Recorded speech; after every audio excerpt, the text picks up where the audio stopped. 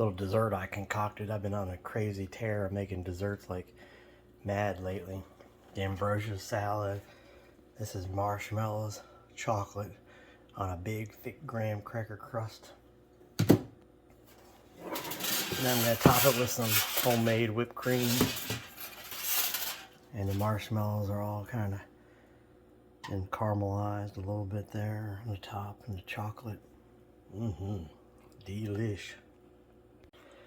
Yeah, I couldn't wait for it to cool.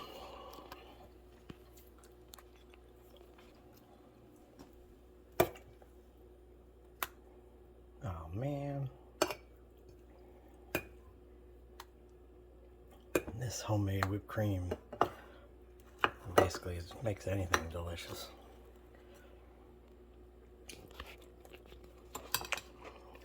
Oh man. Graham cracker crust too.